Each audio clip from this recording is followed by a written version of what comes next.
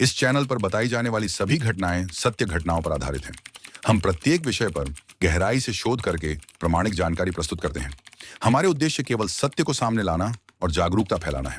कृपया हमारे वीडियो को ज्ञानवर्धक दृष्टिकोण से देखें।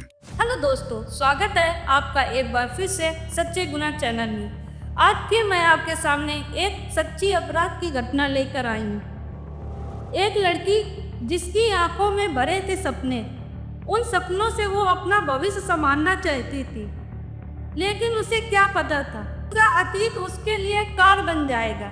ये घटना नई दिल्ली की रहने वाली 24 वर्षीय लड़की साक्षी की है। वो मिडिल क्लास फैमिली की रहने वाली थी जो बैंक की एग्जाम की तैयारी कर रही थी। इसलिए वो अपना जीविका चलाने के लिए प्राइवेट नौकरी भी करती थी।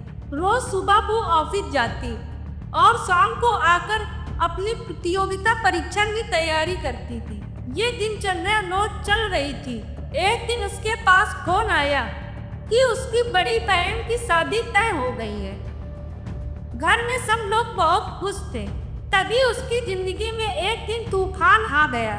28 अप्रैल 2022 को जब वो सुबह ऑफिस जा रही थी, तभी उसके पीछे एक व्यक्ति आकर एसिड फेंककर भाग जाता है। जैसे ही एसिड की छींटें उसके हाथ, पैर, उस शरीर, चेहरे पे पड़ती हैं, तो वो जोर से चिल्लाने लगती है। लोग चिल्लाने की आवाज सुनकर उसके पास दौड़कर आते हैं और उसे तुरंत उपचार के लिए एक हॉस्पिटल में ले जाते हैं। कुछ देर बाद पुलिस भी वहां पर आ जाती है। पुलिस ने साक्षी से पूछताछ की। पूछताछ करने के बाद साक्षी ने एक व्यक्ति का नाम बताया, नागेश बाबू। पुलिस की सूचना के मुताबिक बताया जाता है कि साक्षी बेंगलोर में अपने चाचा चाची के यहाँ रहकर प्रतियोगिता परीक्षा की तैयारी कर रही थी।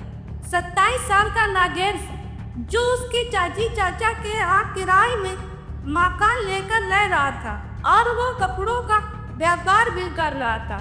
नागेश बाबू ने साक्षी को कई बार प्रपोज किया, लेकिन साक्षी ने हर बार उसे मना कर दिया। नागेश साक्षी से जबरन शादी करना चाहता था, लेकिन साक्षी ने शादी करने से मना कर दिया। साक्षी ने अपने चाचा चाची को पूरी बात बता दी कि नागेश उसको परेशान कर रहा है। ये बात सुनकर साक्षी के चाचा चाची ने नागेश को खरी खोटी सुनाते हुए उन्होंने उससे कमरा खाली करा लिया।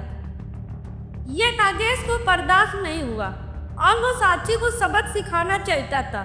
एक दिन जब साक्षी ऑफिस जा रही थी, तो वो उसका पीछा किया। पीछा करने के बाद जैसे ही साक्षी सुनसान जगह पर पहुंची, उसने मौका देखकर उसके ऊपर एसिड फेंक दिया।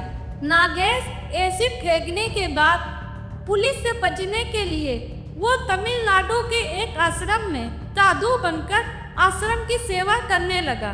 पुलिस उसकी छानबीन में लगी रही। पुलिस की कड़ी मेहनत से 28 अप्रैल 2022 को उसने आखिर नागेश को पकड़ लिया और 770 पेज की चार्जशीट लगाकर उसे जेल भेज दिया गया। आज की घटना में एक तरफा प्यार ने एक लड़की की जिंदगी बर्बाद कर दी। आज के लिए इतना ही था। आप हमारे साथ जुड़े रहिए। कल मैं इसी समय पर एक और नई सच्ची घटना लेकर आऊंगी। धन्यवाद।